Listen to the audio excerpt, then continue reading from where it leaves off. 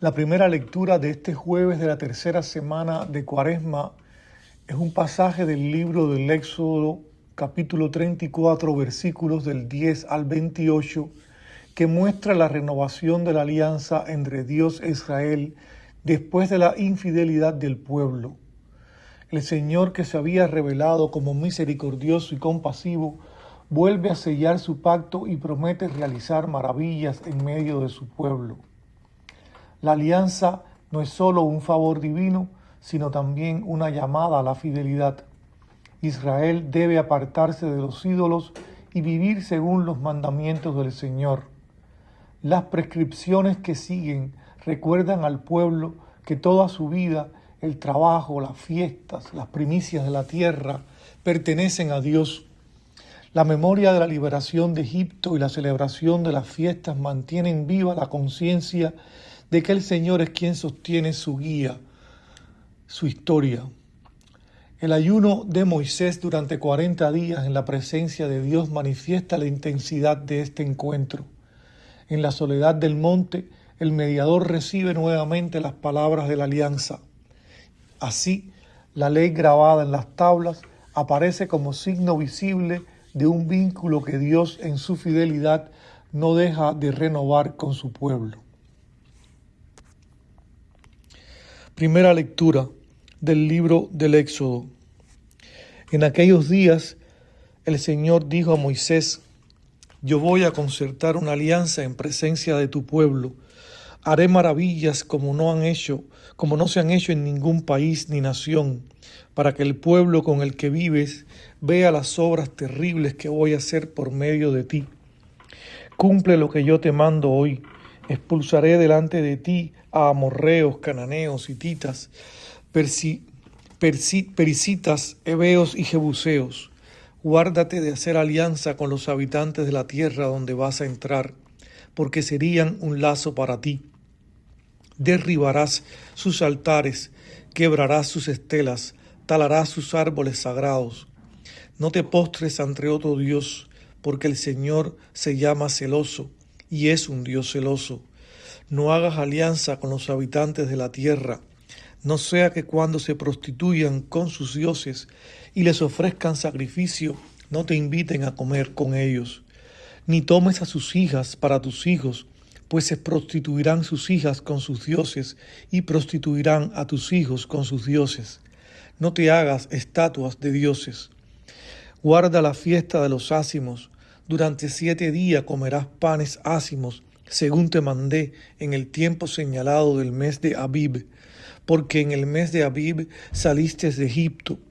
Todo primer nacido macho que abra el vientre es mío, sea ternero o cordero. El primer nacido del asno lo rescatarás como un cordero, y si no lo rescatas, lo desnucarás.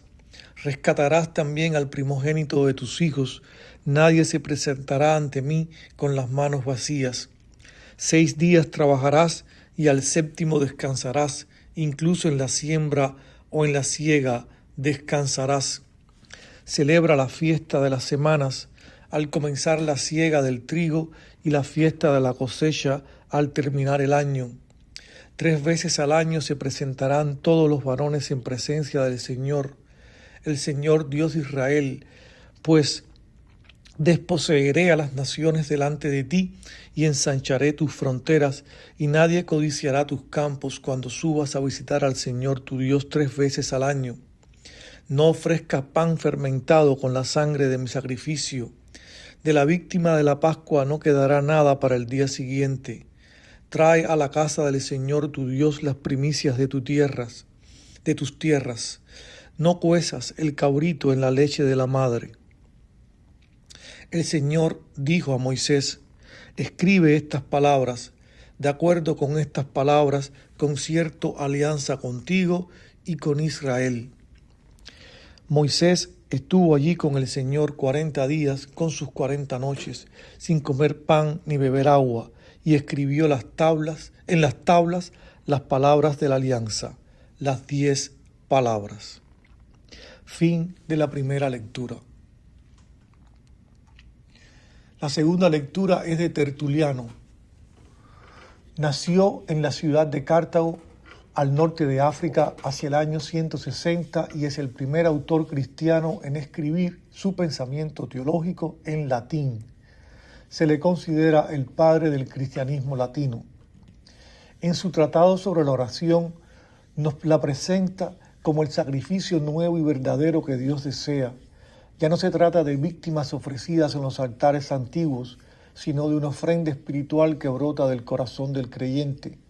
Cuando el hombre ora en espíritu y en verdad, se convierte él mismo en sacerdote y su plegaria se eleva como sacrificio agradable al Señor.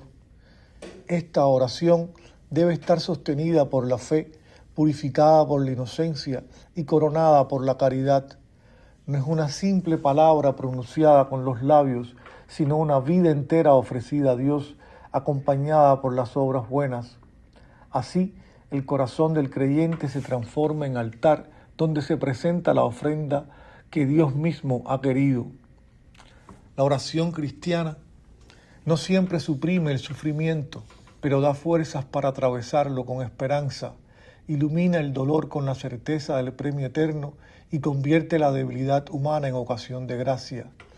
Por eso su poder no está en dominar a Dios, sino en conformar el corazón del hombre con su voluntad. De este modo, la oración se extiende como un soplo que sostiene la vida, consuela a los abatidos, fortalece a los débiles, guía a los que caminan y levanta a los que se han caído. Toda la creación en su silencio o en su canto parece unirse a esta alabanza, y el mismo Cristo que oró al Padre ha mostrado a los hombres el camino de esta ofrenda que se eleva hacia Dios por los siglos de los siglos. Tertuliano, tratado sobre la oración. La oración es el sacrificio espiritual que abrogó los antiguos sacrificios.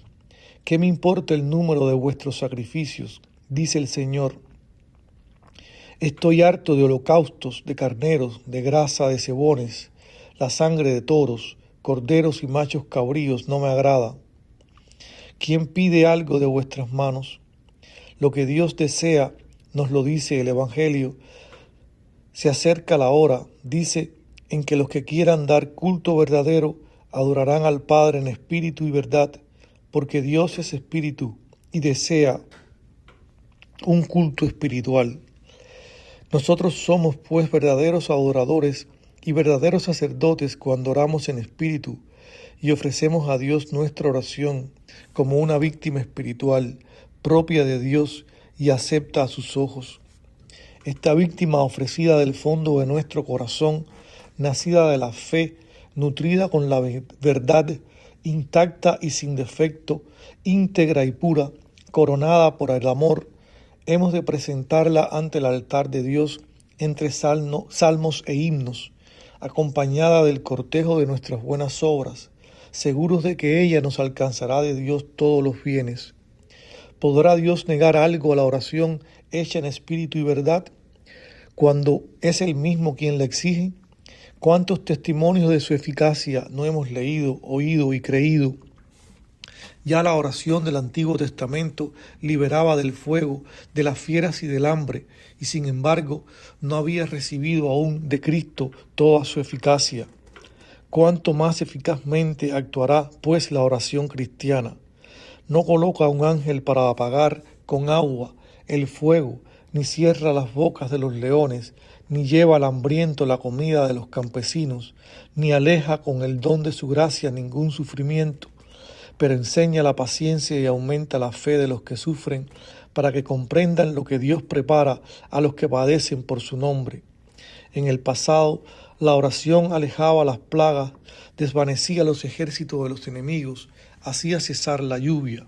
Ahora, la verdadera oración aleja la ira de Dios, implora a favor de los enemigos, suplica por los perseguidores.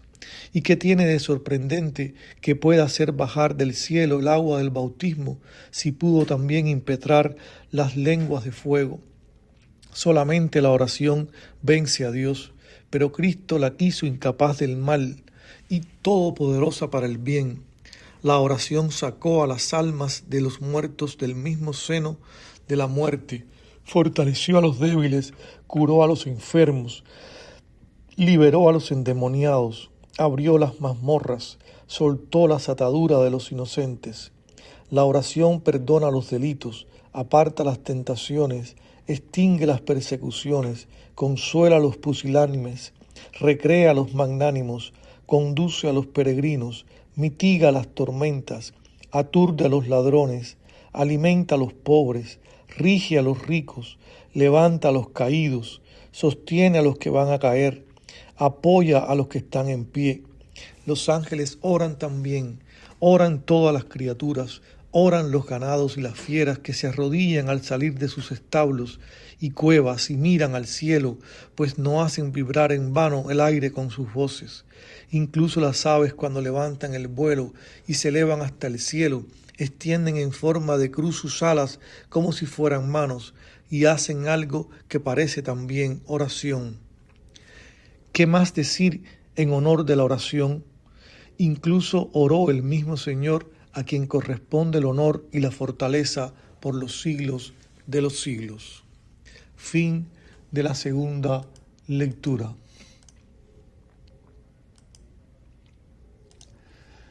Dios, Padre bueno, que en el bautismo has revestido de Cristo a tu siervo Pedro Arrupe y lo llamaste a su seguimiento en suma pobreza espiritual en la compañía de Jesús, escucha benigno nuestra oración.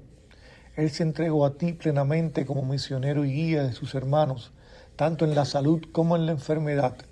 Movido por el Espíritu Santo, lo has puesto al servicio de la fe, convirtiéndolo en maestro de discernimiento y dócil servidor de la justicia del reino. Con confianza te rogamos que a imitación de Jesucristo pobre y humilde, a quien amó entrañablemente, el Padre Arrupe pueda ser reconocido como modelo de vida evangélica y testigo de cómo ser profetas en el mundo, animándonos a ser en toda cultura hombres y mujeres para los demás.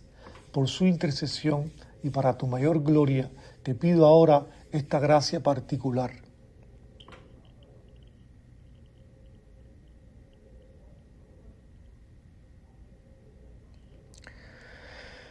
Que desees concederme para tu servicio y alabanza. Por Cristo, Señor nuestro. Amén.